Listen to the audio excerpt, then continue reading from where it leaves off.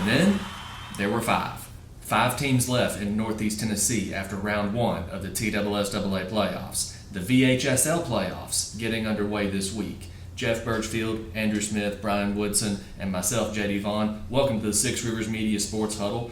Playoff edition part 2, except this time, both states are involved. We'll get to all that in just a minute, but right now, a quick word from our loyal sponsor, Lazy J Farms Old Fashioned Butcher Shop. Lazy J Farms has been raising the finest cattle and all-natural pork for 3 generations on the family farm in Fall Branch. Their blonde Aquitaine herd offers a leaner, healthier, and more tasteful beef. And the butcher shop is local, farm to table, and 100% authentic. This is the way your grandfather shopped for me, with steaks cut to order, quality assured, and ready to ship to your door. Open Thursday through Saturday on Bloomingdale Road in Kingsport. Come see us. You know, sometimes it's better to be lucky than good, but you know what? This time of year, you make your own luck. And that was exactly the case in Johnson City on Friday night. Science Hill gets the win over Cleveland, 30-28, but it almost wasn't. A bad shotgun snap changes everything. Yeah, Science Hill's trailing late in the game, 28-27 against Cleveland, and the Blue Raiders, like you said, instead of lining up behind center, they're in the shotgun. They have a botched snap, and Elijah Benavis ends up falling on the ball. But then after that, to Science Hill's credit, Spencer Taylor completes a long pass to Corbin LaSure, and then Science Hill's able to kick the winning field goal, so that ends up, like you said, you not only have to be lucky, but you make your own luck, as well, and stuff. And the crazy thing about that is Easton Miller's the guy who kicks the game-winning kick. He hadn't kicked all season, and so he goes up there, highest pressure situation imaginable, and he comes through in the end for Science Hill. Oh, yeah. Oh, hey, our season's on the line. Can you get out there and kick a winning field goal for us? Yeah, I mean, it's pretty crazy. And then, as we've talked all year, Baylor Necessary, just another fantastic game. 14 tackles. Then he has over 100 yards rushing on 14 carries. They've not been using him a whole lot, but Aiden Perry's a little bit banged up, and Ian Mathis, so ended up with Baylor, carrying some big carries there in the end. He actually has a touchdown run, touchdown pass. One thing I will say, that come out with the Tennessee Titans, Players of the Year candidate, the semifinalist, and I'm a little disappointed that they didn't put Baylor in there. I mean, he's clearly been, to me, the top player in Northeast Tennessee this year. Yeah, there was not a lot of love from Northeast Tennessee in the Mr. Football semifinalists. Greenville's Carson Quillen, of course, being the only one. But Baylor Necessary, maybe he feels a little slighted by that. I mean, quite honestly, I figured he was almost a shoo-in. But Science Hill gets the win. Dobyns-Bennett gets the win this week. Dobyns-Bennett, of course, left a lot of points on the field during the first half. Give up a long touchdown to Robbie Jacobs. There was a little breakdown in the defense. He gets behind him for a 71-yard touchdown pass. Farragut led 10-7 at the break. Dobyns-Bennett with 2 turnovers in the first half. So really not able to get out of their own way. But second half, they get that corrected. There's not really any magic words, no paint peeling off the walls, as they told me on Friday night. But in the second half, Tegan Begley and the ground game gets going. The Indians get going. Dobyns-Bennett gets the win 42-24. Tegan Begley, 178 yards, goes over 1,000 for the season. Has a couple of touchdowns. Austin Sykes, another couple of touchdown passes. Dylan Murray and Peyton Franklin. He catches a 25-yard touchdown pass and then slams the door shut with a 97-yard house call. And that made it 42-17, and Farragut made the final score closer. But Dobyns-Bennett, as we expected, did not judge Farragut by its record. Farragut finishes 4-7, but honestly, to look at their schedule, you kind of see why. But Dobyns-Bennett is moving on. For the first time in 4 years, the Indians get that first-round win. They'll welcome Bearden this week, and we'll talk about that in just a minute. Andrew, Unicoi County, just off their second conference championship in 4 years. No Colby Jones, but Gunnar Peterson, what an admirable job he did and for all that he's been through. Oh, absolutely. Gunnar was absolutely the story tonight. His first career start coming in a playoff game, no big deal. Just goes out 14-17 through the air, 216 yards and 4 touchdowns. Not a bad day, but obviously Gunnar losing his father, Johnny, in the flooding back in September. Definitely an emotional night for him, emotional night for a lot of people in the Irwin and Unicoi County community. Seeing him being able to come through in a big spot like that was just a really cool thing. He got a lot of help from his run game as well. Branson Salt's 150 yards, 4 touchdowns, including a 98-yard touchdown run. And that came immediately after he fumbled away the ball on his last carry. That's how you make up for it. When I talked to him after the game, he's like, I'm a senior. I don't need to be putting the ball on the ground, but the only way you can make that up is just go out and keep playing, and he certainly did that. So it was just a very strong game overall from the Blue Devils, even without Colby Jones advancing in the postseason. They got a rematch coming up this week. We'll talk more about that later. But Koa Cutlet was kind of Gunnar Peterson's main target on the night. 6 catches, 127 yards, and a touchdown. Just a very well-rounded win, offense, defense, even some good special teams plays. Very strong start to the postseason for the Devils. And Unicoi County has a chance to make history should they win this week. And we'll talk about that more in a minute. Brian, you, of course, were in Scott County, Virginia. You were in Clinchport last week. The Scott County Super Bowl.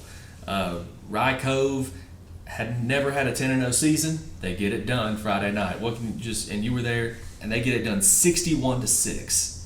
Yeah, this was honestly a physical mismatch. I mean, Twin Springs just had so many injuries, and you could honestly see it before the game. And then 2 plays out, they open and kick, they take back for a touchdown. Twin Springs gets the ball, fumbles it, the guy picks it up, takes it for a touchdown. So it's already 13-0. They haven't had the ball yet. They scored 48 points on 13 plays in the first half. Landon Lane was his usual self, 125 yards rushing and 2 touchdowns, and 3 for 3 passing for 3 touchdowns. And he ended up with 1,000 yards rushing and passing this year, which is terrific. Honestly, I was worried if somebody was going to get hurt, and unfortunately Bryce Parks for Twin Springs scored their only touchdown, and it did get hurt, and it was a long delay, and everybody was concerned. And Coach Warner's think he probably had a concussion, but he was hauled off on a golf cart. And after that, it was kind of hard to. Football was pretty much secondary to that. You just wanted the kid to be okay. He was,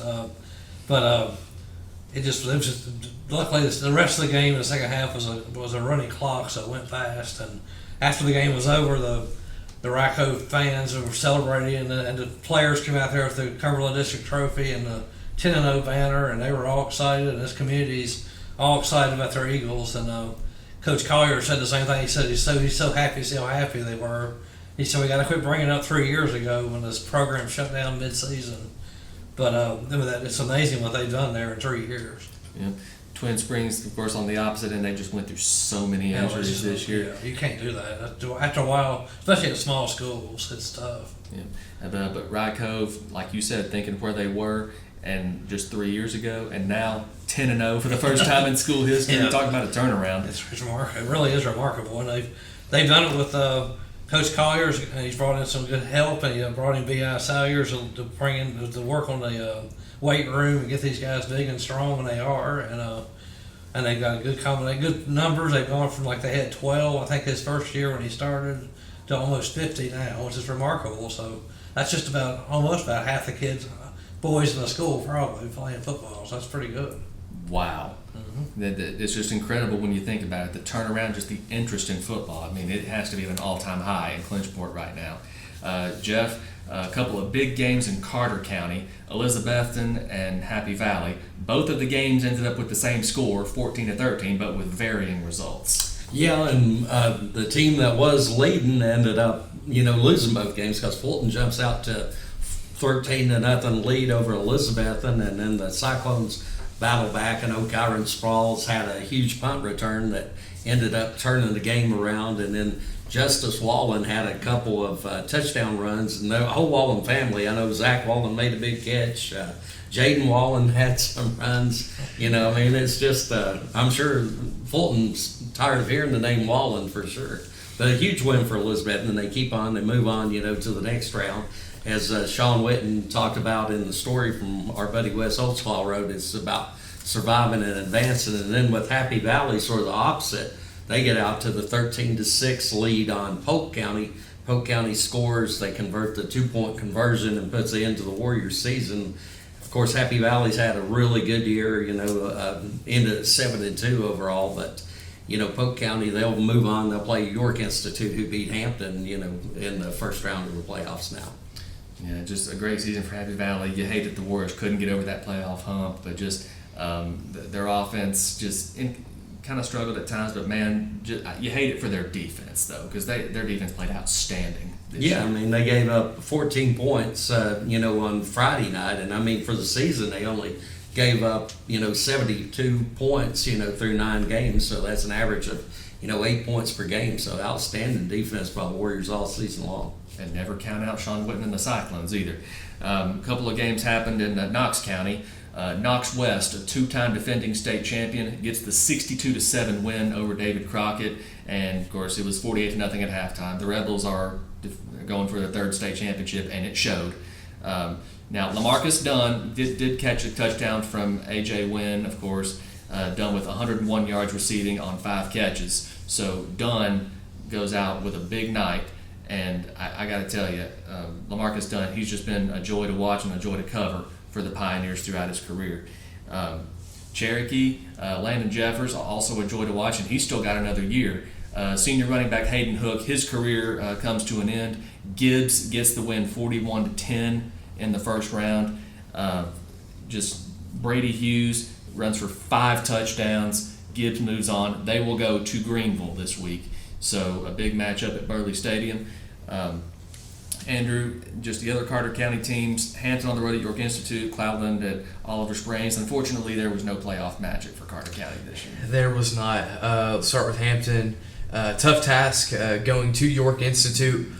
Couldn't do much offensively.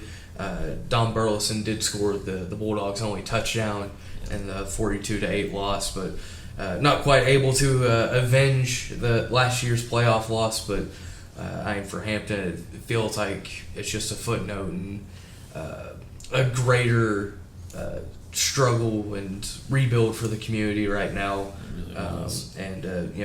Cloudland goes on the road to Oliver Springs. Oliver Springs always a very tough matchup in 1A. Oliver Springs comes out on top 65-6. Jacobson Nett had the lone score for the Landers in that ball game. Cloudland's defense just kind of struggled there to close the first half. Gave up 23 points in the final 5 minutes and change in the second quarter. So tough to come back from that. And the old adage is it's always tough to go win on the road in the playoffs. And certainly saw a couple cases of that from the Carter County schools. Well, Cloudland hadn't been on the road in 12 years. A lot of people forget about that. I mean, Cloudland hasn't been on the road for the playoffs in 12 years. So they come up short. Tennessee High on the road, Brian, comes up short once again at Powell.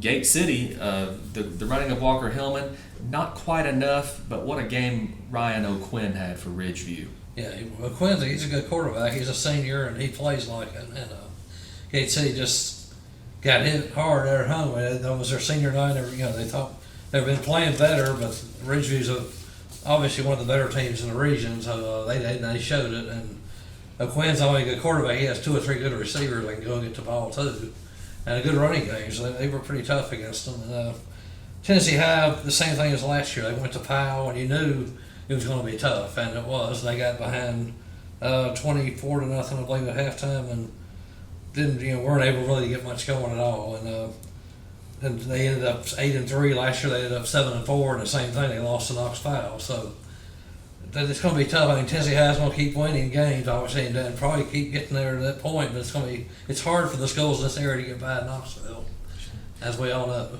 and just what a career and what a senior season Trent Dowdell had for the Vikings. Yeah. Just an outstanding senior year, and it comes to an end. 8-3 overall record for Tennessee High. Other games, Greenville, of course, gets the 56-7 win over Carter. Austin East goes up to Johnson County and gets the win. The Longhorns, after that 8-0 start, just unable to keep the momentum rolling.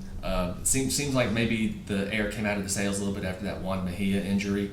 But thankfully, Juan Mejia will be back next year. Head coach Rick Wilson will not. The Longhorns will have new leadership next year. Rick just announced it earlier this week to his seniors. The Rick Wilson era, just a fun era to watch, but it comes to an end.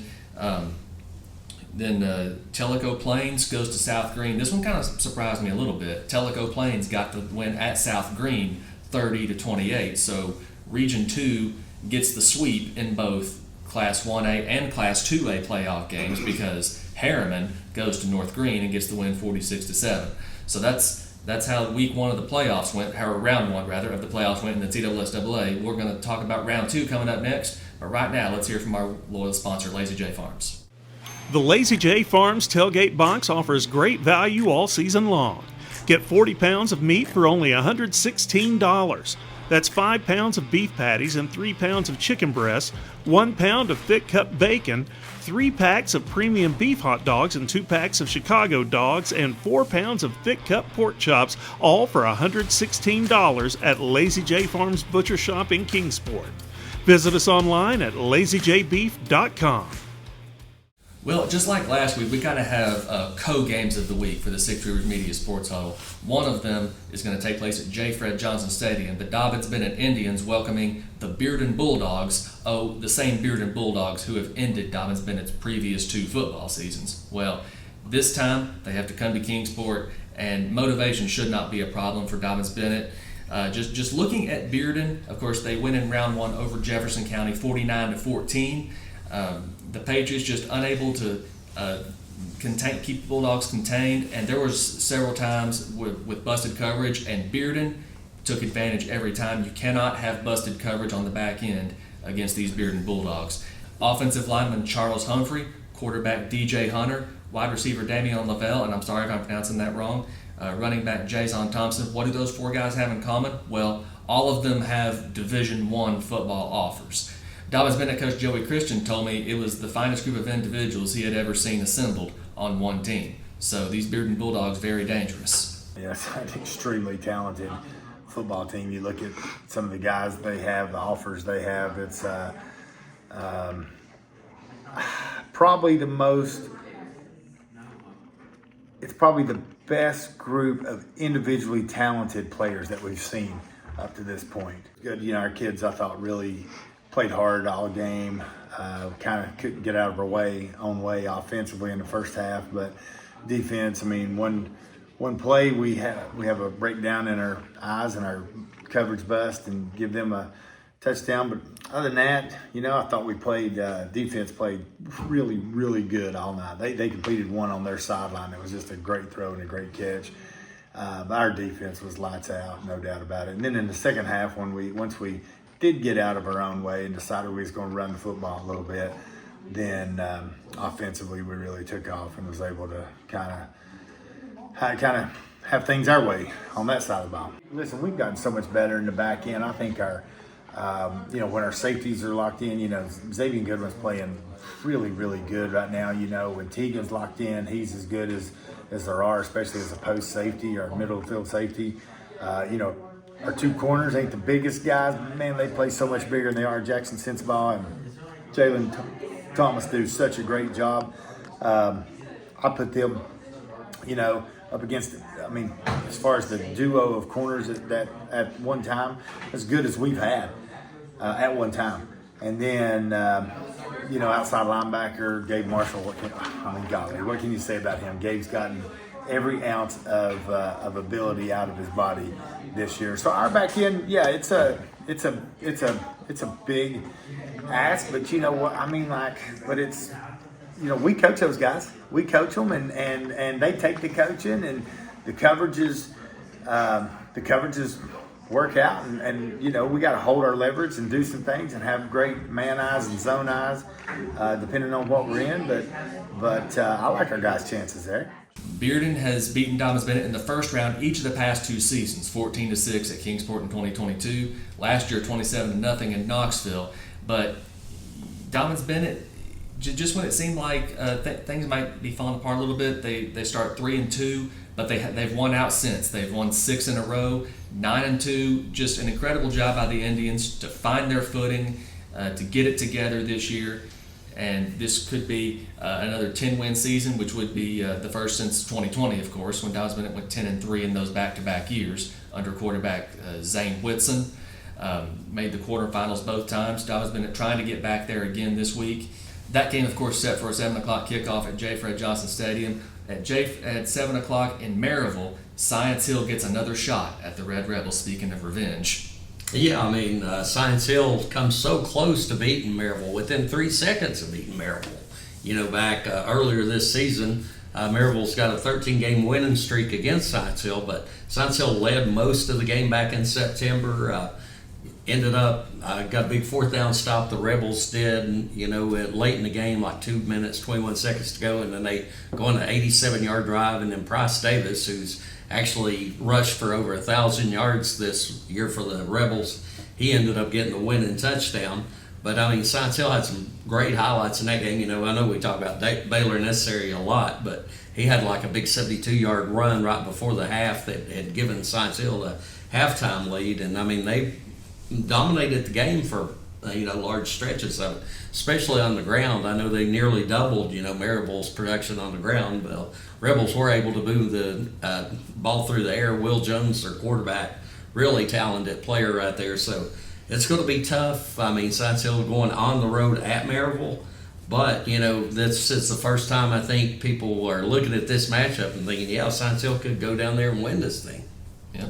And this time of year, what does they say? You make your own luck. Yeah. And that's what Maryville did in that first game, and that's what Science Hill did in round 1 of the playoffs.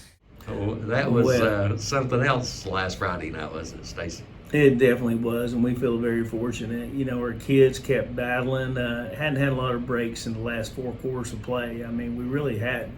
And, we made some plays that game, and they made a bunch of them. I mean, they had a great game plan, a lot of trick plays, a lot of crazy things. They got an onside kick and was able to go up a score. So, we were at the point where, we really thought the season was over. And they probably could have took a knee and had a bad snap, and our kids still hustled, and the snap went about 30 yards. So we was able to recover it. Spencer made a good pass to Corbin, and we got it down there, and Easton Miller come in and kicked the field goal with 3 seconds left, and it was a miracle for us to hang in there. We got a break that we needed, and in a play at this time of year, you got to get breaks like that. So we feel very fortunate and happy about that, and now we get to go and play Maryville and try to go play a team that you had a close game with last time. So everything's lining up for us, and I don't know what destiny is on it, but it was definitely destiny for us to win that game.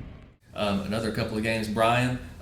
Rye Cove is at home this week for the first round. We all knew that. Question is who they were going to play, and it's going to be Rural Retreat. Yeah, Rural Retreat is 5-5 on the season. They lost their last 2 games, but they've had some close games. They like to keep the ball on the ground.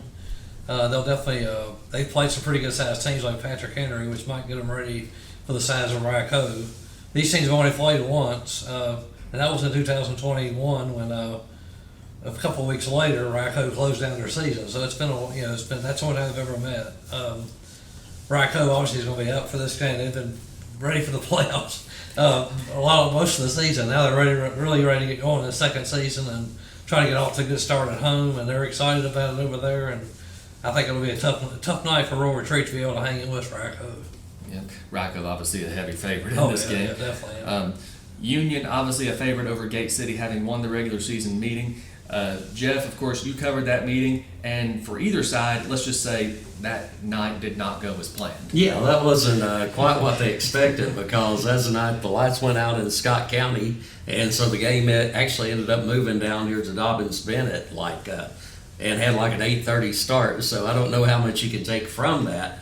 I do know though Union's always strong up front. I mean, they're going to be a tough team to handle, but in that game, Gate City able to make some big plays through the air. They're going to be a well-coached team. Coach Alstrite always does a great job with them, and then Coach Turner up there at Union does a terrific job as well. Keith Chandler and Cam Bostic, a couple of big games for them, for Union that night. Gate City and quarterback Zane Reed, they stay in the game, but Union gets the win by 9 points. Obviously, the Bears will be favored, but it's the playoffs and it's Bullitt Park. Anything can happen this time of year.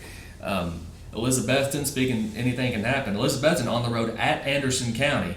The Cyclones, each of their past 2 seasons has come to an end in this round at Anderson County. Now, the Cyclones did go there in 2021 with Bryson Rollins and get a 45-7 win, of all things. But is there a chance could we see Elizabethton Greenville Part 3 or Part 2 rather? Well, it'll depend on this week. It's a tall task for Elizabethton at Anderson County. Quarterback Landon Hensley, well over 2,000 yards passing for the season, and he's distributing the ball evenly between about 5 different receivers, and running back Waylon LaRue on his way to possibly a 2,000-yard rushing season, depending on how long the Mavericks can stay alive. So obviously a tall task for the Cyclones this week. Andrew, speaking of tall tasks, Gatlinburg-Pittman is on the road at Unicoi County. Unicoi County has a chance for revenge in this game, but it's not going to be easy. It certainly won't be. It never is with Gatlinburg-Pittman. It seems like they're always a tough foe no matter who they're taking on. But Unicoi County mentioned a chance for revenge. The Blue Devils dropped to 34-13 in Gatlinburg, but that was immediately after all of the flooding. So definitely a unique circumstance for Unicoi County going into that game. Now the Blue Devils game back in Irwin. It's a big question mark. Will Colby Jones be ready to go on Friday? Drew Rice is hoping so, but we've also seen Gunnar Peterson. Certainly not a bad option to have as a backup if Colby can't go. Gatlinburg-Pittman, the Highlanders have been a thorn in Unicoi County's side, seemingly for a long time now. Unicoi County won the first ever meeting between the schools back in '85. Gatlinburg-Pittman now has a 21-game winning streak in the series, dating back to '89. So for the Blue Devils, no matter who's at quarterback, I think the key for them is they have to be multidimensional on offense. Can't rely too much on the pass nor too much on the run, and maybe getting a turnover or two would certainly help matters as well. Well, you would think, and Unicoi County's frame of mind, obviously not on anything but football the first time these two teams played. Absolutely. So Gibbs, of course, on the road at Greenville in Class 4A, and that will wrap things up for the TSSAA playoffs, and that'll wrap things up for us here today. We thank you, as always, for tuning in. It's playoff time in Tennessee, and it's playoff time in Virginia. Thanks for watching. Lazy J Farms has been raising the finest cattle in all-natural pork for 3 generations. Our blonde Aquitaine herd offers a leaner, healthier, and more tasteful beef that ships from our store directly to your freezer. This is the way your grandfather shot for meat, only now we wrap it, seal it, and send it right to your door. We have plenty of options to pick from, and they're all fresh and natural. Just visit our website at lazyjbeef.com and choose your package. We'll get it straight to you.